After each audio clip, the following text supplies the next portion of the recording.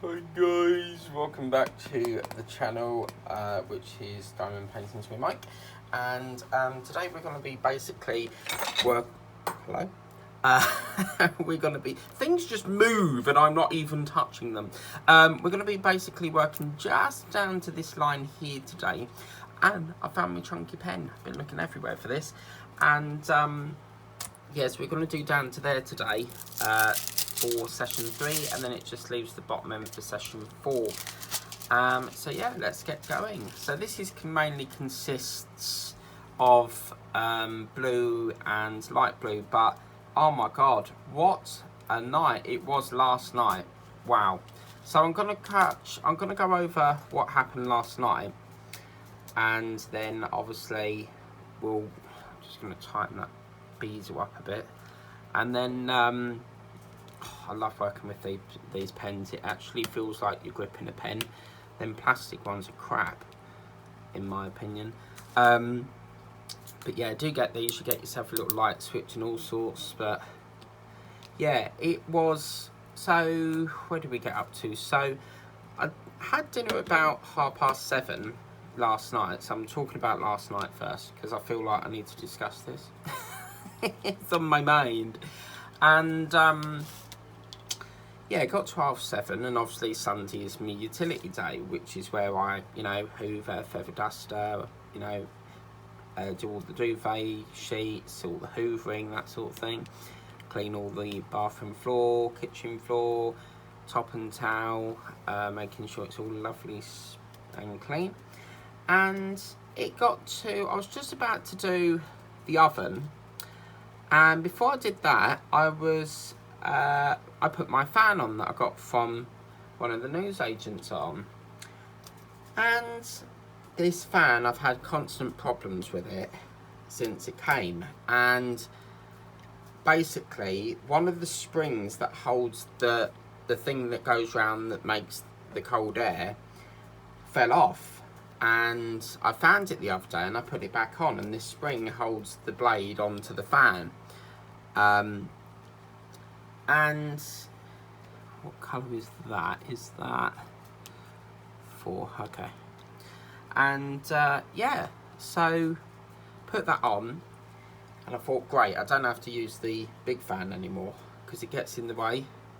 Because I always wanted like a desk fan, and it's been taking a while to get. So then I went to do some, just put some fairy liquid into the bowl to do the dishes and that, and just randomly all the electric went off, and I thought, oh my god. So obviously I know normally when your electric just cuts out, it's either 1, a power cut, or 2, it's something to do with your prepayment meter.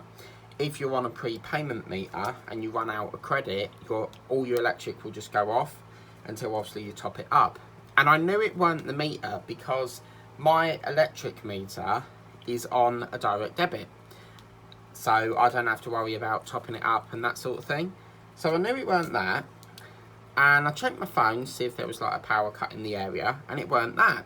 So I thought, right, okay, well it's got to be the master socket, the breaker circuit switch.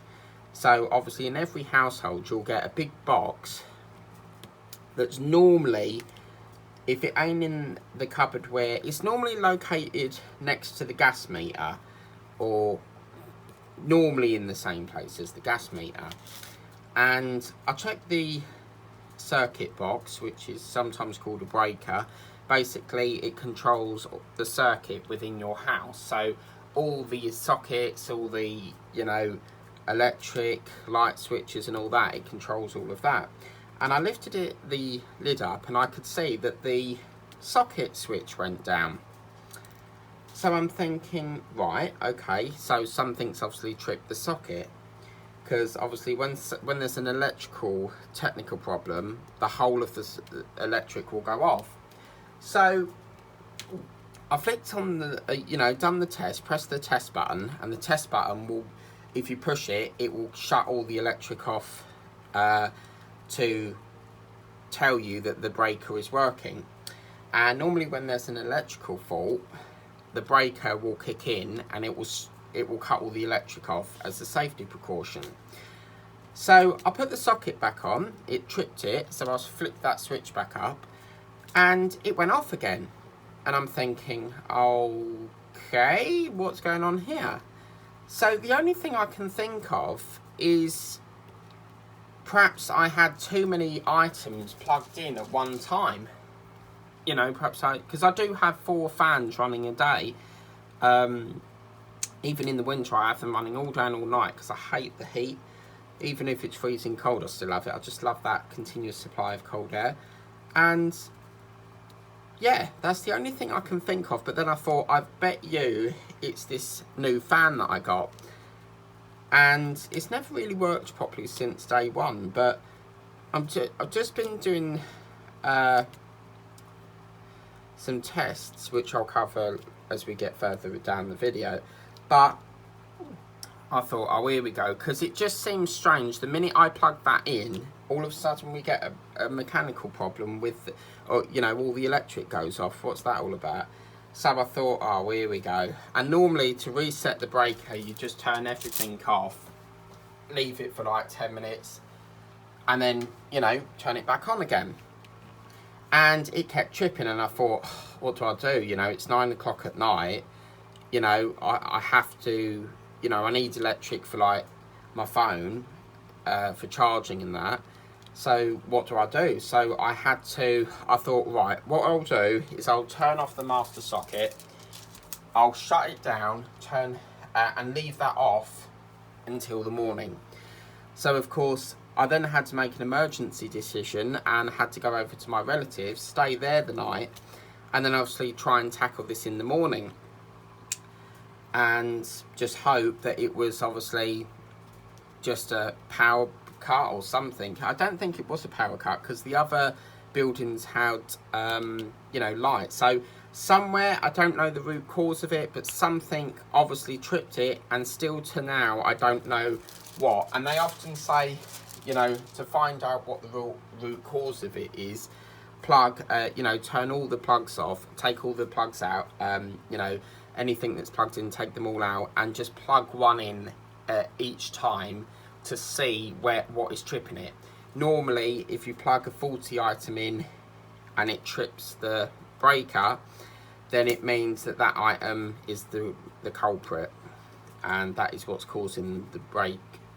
So yeah, I thought, well, you know, I need my phone. You know, I have my phone for, like, you know, setting the alarm. And I thought, well, do I stay here and just have an early night? And I knew that if I didn't go over, it would just keep me awake all night, because I would have just been trying to figure out what's going on. And then obviously my landlord has an emergency line, so say like it's 3 o'clock in the morning, we can call them and they'll come out at like 3 o'clock in the morning to sort it. So then I thought, right, I'll go over to Whittam, I'll have to stay there the night, we'll have to jump on the phone in the morning and try and tackle this. So yeah, and went over there, and obviously got there about 9:30 at night, and just stayed there the night. And that's why you saw the Vasa video on the World of Mike page. And obviously it's backlogged the filming for the camper van, so tonight there won't be a camper van on that channel, but I'll explain more later on. So then obviously it got to the morning, which is now Monday, Bank Holiday Monday, and we got in touch with the landlords because I wanted to get the next train home to try and figure out what's going on, because obviously I couldn't do anything in the dark because there was no electric running through the building, so, or especially to my house. So obviously I would need daylight to try and figure out what the issue is. So we phoned them, they said, right, we'll put it through as an emergency and we can't give you a time, but you know, it has been booked in for an emergency. So, because obviously electric, you know, you need electric, so. But it definitely weren't a power cut, and I've lived here since 2015, I nearly said 17 years, so probably about 9-10 years. And I've never had that happen before. We do have a a little, there's like a, actually that's not relevant, so I'll leave that out. But yeah, there's so then I got on the train, and you know, obviously I'm thinking, right, you need to call them now. I have no way of charging my phone because obviously there's no electric, so I've just got to try and hope and pray that we can get this sorted. So then I just got in, and it was about 10:30, I think it was. No, I got the 11:30 train, and I've just got back, which was about 12:15. So yeah, and got back, and I thought, right, I'll retry the master breaker thing, and to my surprise, everything's come back on again, and it weren't tripping. The minute, normally if there's a problem, it will trip it, so you push the lever up, it will just fall back down again, and you know, won't operate. So yeah, I'm still baffled as to what's causing it. But that is the most weirdest thing I've ever encountered. Because I'm quite technical. I mean, I built my own computer, so I know how to solve technical problems. So, yeah, it's quite funny. I built my own computer, and it's at my relative somewhere, but I can't remember where it is. I know we put it in the loft because it was like a project that I was working on.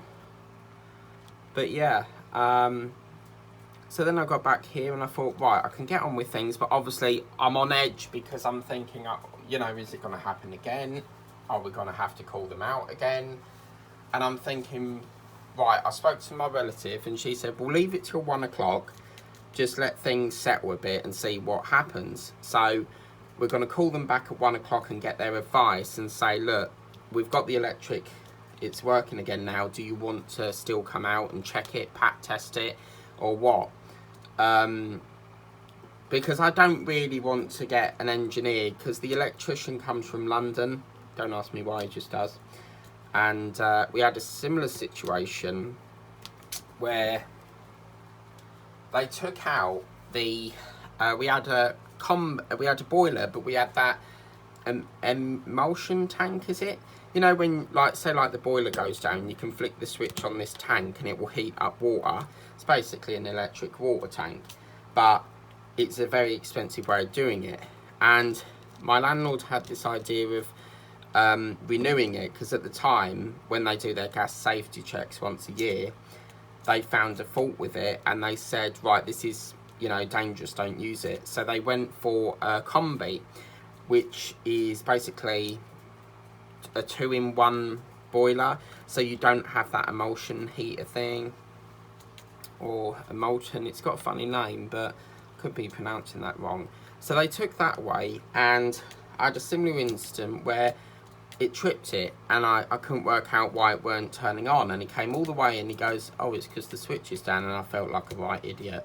I couldn't stop apologising to him, and he said it's okay, you know, it's not a saved, it's not a wasted trip, because I bring some electric heaters, because I got over £250 compensation, because obviously I had to wait 3 months for this boiler to be fitted, because obviously it takes time to order it. They've then got to reroute all the pipe work, so I had several months where I had to use stupid heat things, you know. Oh, that's the defect. So it was horrible. I couldn't, you know, get any hot water, so I would have to boil a kettle to get hot water, and then I got £250 compensation because they didn't fix it in the time frame that they said. So yeah, then that's where we are now. So yeah, funny old night last night. So, and I really didn't want to go to Whittam because obviously, you know, it's ridiculous, but I had parcels there, and I thought, well, I'll do the Vasa video because it's far too late now to do the camper van. And I was like, well, I don't know, you know, how long is it going to take? I don't know if I can get the camper van done today. So I've going to have to do a quicker thing, because obviously I need to see if it's going to trip again. But yeah, that is the most weirdest thing I've ever come across. You know, just tripping for no reason. Just seems a bit weird to me. But I'm definitely going to ask them if they can do pat testing on it. Pat testing is basically where they test the appliance to see if it's in working order.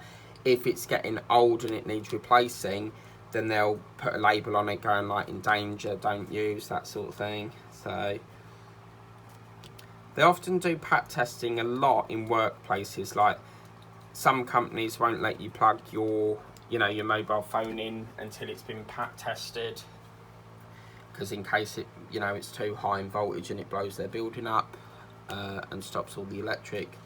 So yeah. This is lovely.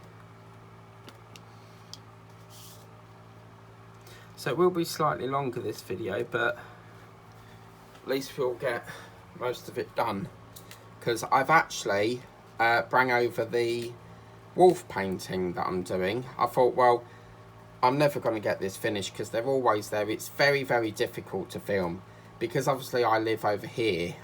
When I go over there, I've only got like literally the front room or the kitchen, and you know, they're always in your way, and you know, it's their house, it's fair enough. But you know, when she goes to work, I'm like, yeah, great, and then my sister comes in from work, so it's like back to square one again. So I've just decided that I'm going to move diamond painting back here. Originally it was going to be over there, but it's just not working out, so I'm going to have to bring it back here.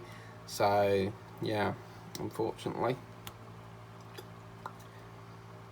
I mean, some of the big paintings that I do could be quite difficult to transport because I don't really want to fold them up, but just have to wait and see. But yeah, I got my painting, I ordered a Halloween painting, which you'll see on October the 1st, and filmed that yesterday, and accidentally it went live, and it shouldn't have gone, when I say live, I mean like aired. It shouldn't have aired, and I had to quickly reverse it because my friend wanted to see an exclusive of it. So I said, yeah, I'll send you like an unlisted link, which means only the person with the link can see it. And I don't know, I must have pressed the wrong button and it accidentally went to air, so I had to quickly reverse it. Luckily I saw it very quick, so yeah, because I don't want to air it until October because it's, you know, Halloween thing. And yeah, it came from Germany, so it's quite interesting. Normally with Amazon, if they're not in stock in a UK warehouse, they will go to overseas to get it. So, and it don't cost you any more because it's, you know, it's out of your control. So yeah, I've always thought about doing these cards as like a, you know, giveaway, or give it to, you know, one next year. I'm talking absolute gibberish. Or, you know, give it as like a birthday card and that, because these make great cards. You know, it does, you know, you can buy little sentiments or embellishments and just add your details or that. So yeah,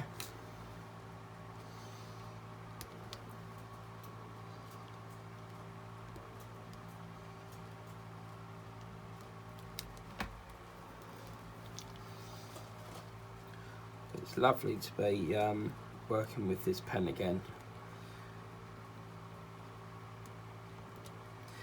I'm thinking about doing another order with Fancels, because every day I get another email from them saying, oh, we've launched this, we've launched that. So I definitely think this country, you know what I'm like, I say it how it is, I think this country has far too many bank holidays. I think there's a month, I think it's May, they have like 4 or 5 of them. But this is what I don't agree with. Bank holidays, the whole point why it's called bank holiday is so that the banks have a break, but everyone decides to copy. But you know when people say, oh, I'll enjoy the bank holiday, and I'm like, I'll enjoy, and then they go, enjoy your long weekend, and I'm like, how can I? I mean, it interrupts everything. All the shops are shut, all the trains are stopped, you know. So yeah, it's quite annoying really, but hey ho. So we're just introducing a new colour now, which is this colour, which is 7. 7! You know Len Goodman where he goes, 7! He actually goes, 7!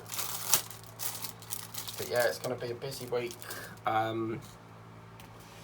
Not so much this week, but obviously we've got the Titanic to do, we've got Eddie Stobart to do. That's going to be a nice one, that Eddie Stobart, because we get to connect the front, the left beam or something to the existing beam, I think. So by the time you see this video, that would have already been done. Because I film in advance. Filming in advance is the best way. You get so much more done, and you get ahead of yourself, and that's what I like about doing that. So I am looking at bringing live videos in, but I've temporarily, can't pronounce that. I've temporarily suspended lives until I can get a new seat, because I'm not paying £80 for a seat. I think that's absolutely ludicrous. You know, why has it got to be so expensive?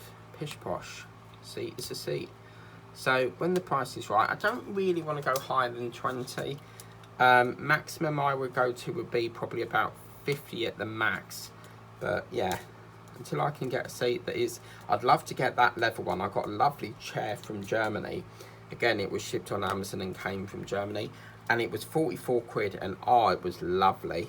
You got plenty of width space, but the piston went in it. Every so often the gas lift will go, because obviously you push a lever which then raises the chair. But you know, things do get old, you know, everything wears down eventually. So yeah, so yeah, that'll be Thursday, and then Friday we should have a little treat for you. I'm not going to say too much, but we've got a few surprises coming on World of Mike on my other channel, hopefully this week. Some things you would have seen before, so yeah.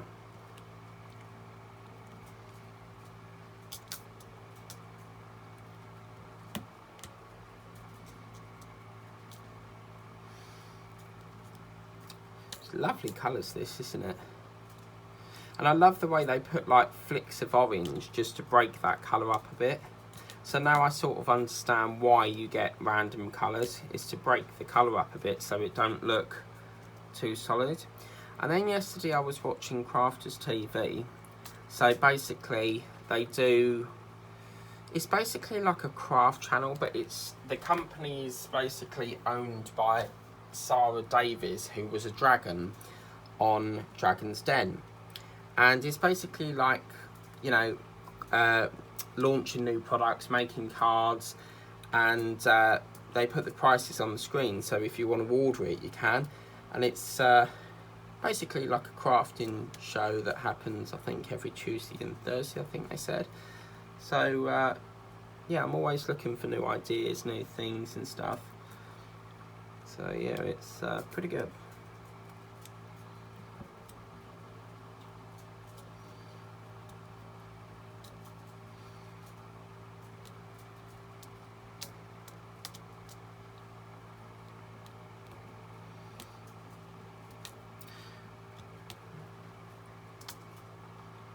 I'm just going to go and get some Coke, because I'm getting a bit of a dry throat here, because when you talk so much you do need a regular supply of drinks. So I'll just go and grab that and I'll be back in a minute.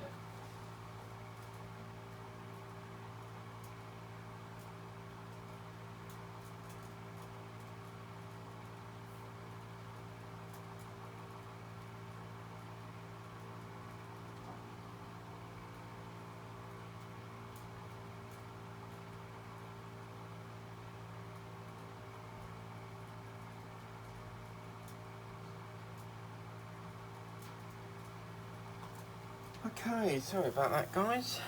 So I'm just gonna have a drink. Oh, I could really do with some ice cubes in that. I would love to have a fridge where you just, you know, them ones where you just put the, you know, the cup there and it just issues some ice cubes. Another thing I've been doing is I've been watching a lot of channels with the doll's house that I'm doing, because I need to try and establish what's coming up in the gap. So I need to basically I'm watching, like, say for example I need issue 14, so I'm watching the video to get a rough idea of what's in that issue, how it comes together, so I can go, right, you know, great, and then I can order it through KT or anywhere that sells it, really, you know. It's a shame the news agents can't back order it, but sometimes they just can't get it back, you know, they can't get the back orders in, so it is what it is now. And we should have that next Jane Austen book, I think it's next week, so as soon as I've got that I'll get that. I had a funny old comment the other day, and this specific person's quite funny because they commented on this channel about using a specific type of glue, and then they decided to go, oh right, I'm going to be a troll now. And basically what they did was they then started saying, oh, do you have to buy every single thing that comes out? And then, you know, making fun of me, saying, oh, Mike likes Clifford the Red Dog and stuff like that. And yeah, starting from now, anyone that doesn't have content, I'm not going to approve your comment. And it's not me being, you know, it's just, how to put this, I want to try and tighten the belt on these trolls. So basically, if they've not got content, chances are they're a troll, because the chances are if they don't have content, they're basically fake accounts trying to spam people. So yeah, and then what was quite laughable was they actually changed their name but with the same image. So yeah, basically, you know, it's very hard for me to establish if you're a genuine person or if you're just spamming channels, because if you don't have content, it's quite difficult to establish, right, are you a genuine person? Are you just set up a fake account to go spamming people or being mean to people? Do you see what I mean? So I am going to be tightening that belt a bit. So starting from now, any channel that joins that doesn't have content, don't take it, you know, it's not me being nasty, it's just I need to tighten that belt and I need to stop these trolls coming into the channel. So yeah, if you leave a comment, I will always assess it, I'll approve it. If it's a genuine comment, I will approve it, even if you don't have content. But if you're just going to be spamming, then I won't reject it. That's one of the reasons why I put all comments for help for review, because it's tightening that belt, it's keeping the trolls away, and yeah. So that's the way we do it. And I often sit here sometimes and I'm thinking, I like to understand people. I like to understand what makes that person be mean to someone, you know. And I often sit here and I'm thinking, why is this person being like this, you know? And yeah, so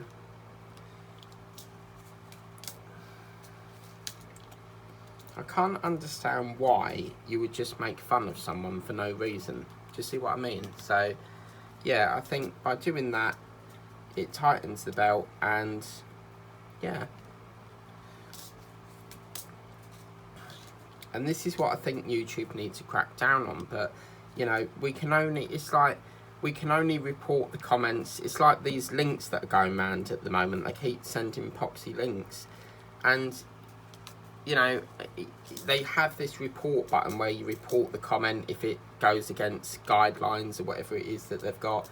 But they don't, it's almost like they don't seem to do anything about it.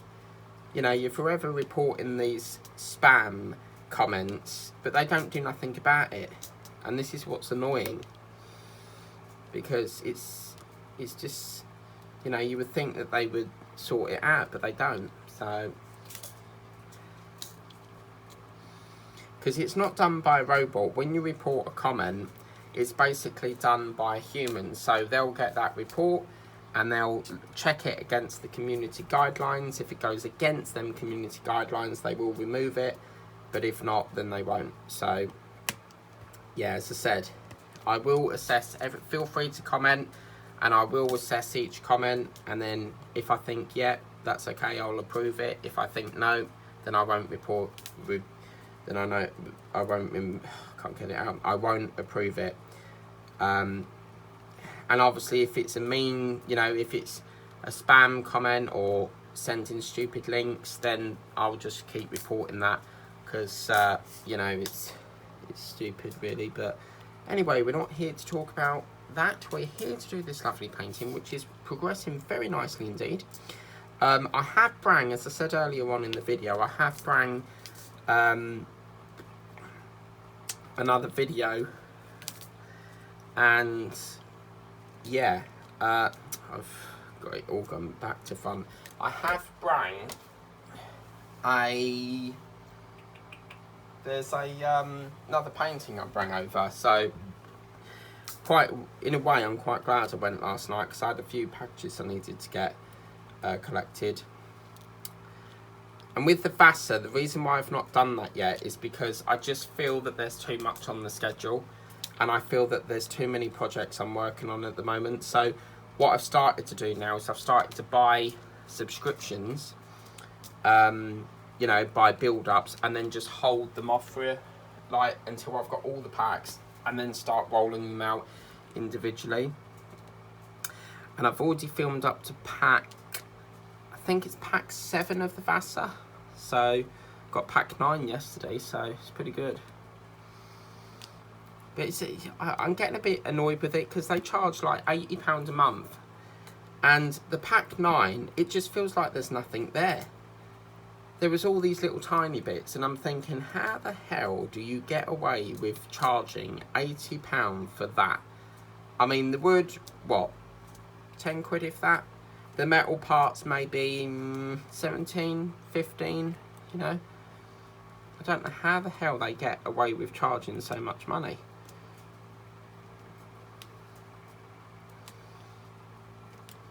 It's like Agora, you know, great company, great quality items, but when they took on the Terminator, you know, with Hachette it was £35.96, and then it moved to Agora, and they whacked it up to like £54 a month, which over 2 months would work out about, what, 100 quid?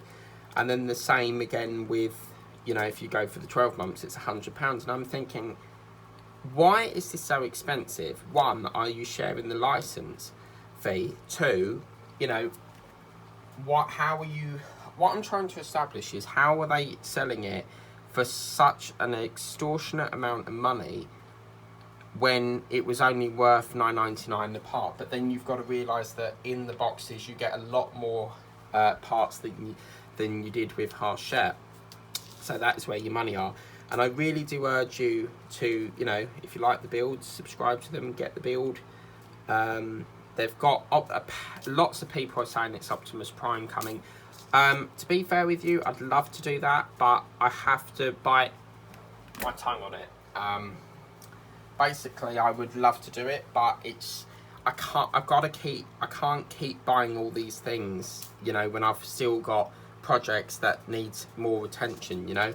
Especially like the Spitfire, you know, that needs more attention than buying a new model.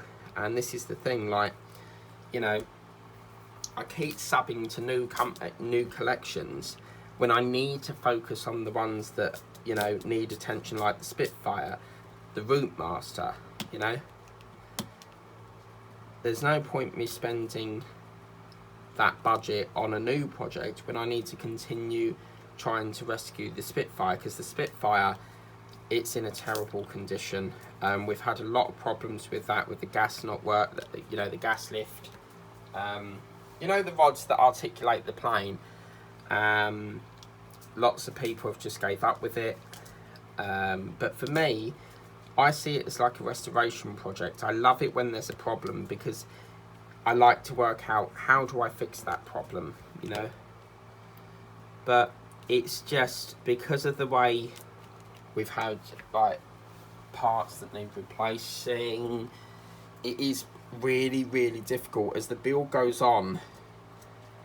When you need to try and get earlier on issues, it's just extremely difficult. And places like eBay, if it's a really old issue, say like the build has completed its run, but I mean, it's like the Routemasters. Some people are charging almost £40 for issue, for example, issue 1, and that issue is only £9.99. So it's like, why are you selling it? So yeah, okay, it's rare. I get that. You know, it's rare now, but I think Agora needs to come out with an online shop, because all the people that, you know, for example, Egamos, we know they've gone out of business, but there is talk that apparently they have to start all over again. What PCT need to do, or IXO Collections, whoever have bought the database or the stuff that they need to continue it, they need to come out with an online shop. They need to try and come out with an online shop, or try and start the subs from where the people last got their issues. So say, for example, if your last issue was like 60, they need to start a subscription from issue 60, because a lot of these people are gonna, if they're gonna start it from pack 1 again, then all that money that you've spent on it is, you know, that is a massive financial hit. So I don't know how that's working at the moment. I mean, I know they're trying to sort it out as quickly as possible, but yeah, I don't know. It's a tricky one. It's like lots of people say to me, oh, you still haven't completed a model, and I'm like, yeah, but neither have you, because you've now got half a build with Egamos that you can't do nothing with. So but then again, you know, you don't seem to understand that parts only come out once a week. Yes, I have got problems with some of the builds, but you know, that is the way some have happened, and we are trying to sort that out. I really would desperately love to get back onto the Spitfire.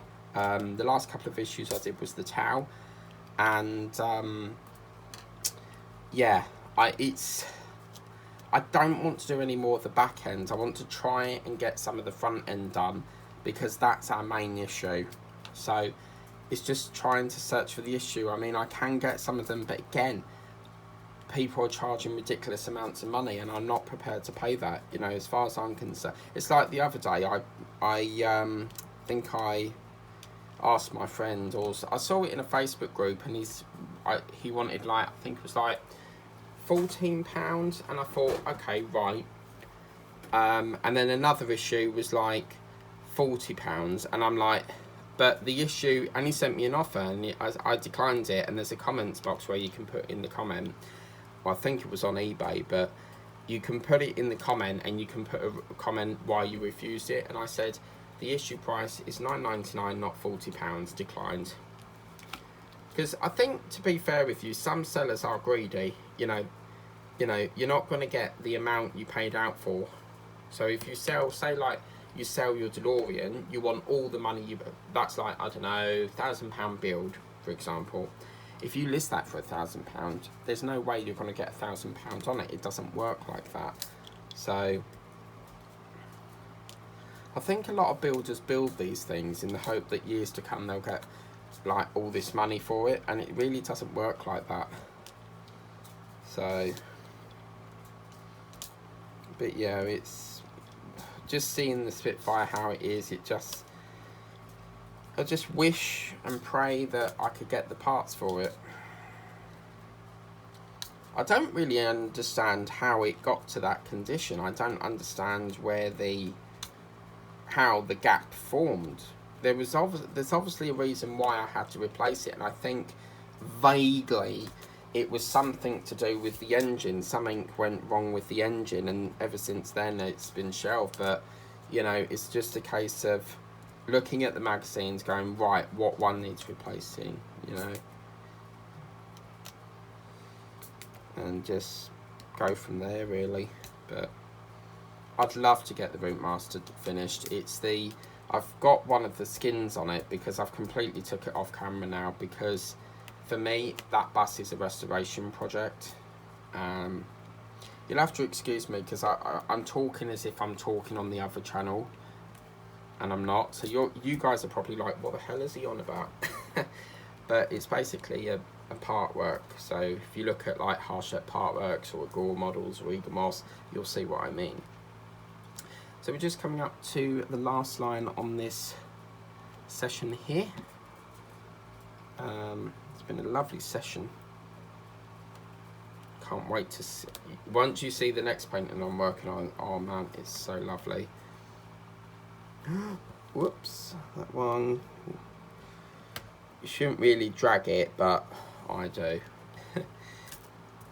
But this colour here is lovely, isn't it? It's like a mahogany sort of colour. And then I got an email today from the works. You know, I said that this painting came late. I'm very hot on it. So if you know, you've told me order before 11 and you'll get it for next day. And I didn't even dispatch it until the day after. So I said, right, you know, excuse me, I've paid, I think it was a lady called Mary Ann or something, but I said, hi madam, I've placed this order, and obviously it was in the time frame for next day delivery, but it's not come. Could I please have my delivery fees refunded? Because obviously I've paid for a next day service to which I haven't got. And she very kindly refunded that, because I have no sympathy for delays. You know, you're advertising on your website. I'm having a rant. You're advertising on your website. Get it before 11 o'clock. Order before 11 o'clock, and you'll get it for next day. And they've done it quite several times, and I'm actually thinking of writing a formal complaint to the CEO of the company, which is Gavin Peck. And because I want to get to the bottom of why they keep dispatching it late. You know, if you can't meet that, you know, you can't meet the deadline of 11 PM, then, you know, if I was the manager of that company and there's an influx of orders and you're struggling to get them out on the agreed day like next day, then I would suspend that next day service. Because clearly somewhere down the line they're experiencing delays somewhere. So I'm just going to write a formal complaint and say, look, you know, this has happened 3 times. I'll print off the time of the actual order that I placed it so that he can see that I've ordered before the time frame of next day delivery, which is 11 o'clock. And bearing in mind, I ordered this at 5 o'clock, you know. So why they keep delaying it, I don't know. But I think, you know, enough is enough now. I need to send a complaint. Because the people on the, when you email them, they're not really taking any notice of how you feel. So I'm going to send a message to the head office and say, look, why do you keep delaying this? It is so frustrating. Because you can't rely on it. I've lost faith in that company now. I mean, I still ordered it from them, but I just don't know whether I'm going to get it, you know. Do I pay next day and just hope that it comes next day, or what? So there we go, guys. So that's that done. So yeah, little rant there. I do apologise, but I felt like I needed a rant. But yeah, that is what it's looking like, guys. This is really, really lovely now. So that's obviously our 3rd session done, and next week will be the grand final of Ollie the Owl. And I'll be showing you what painting is being taken over from this next time. So yeah, I've got a really, really good one coming up after this one. So next time we'll see the final of this hour, and that'll be it for Ollie the Owl. So please remember to like, share and subscribe. Remember to tap the bell notification if you want to be notified for all the videos I do, and I'll see you next time. Bye.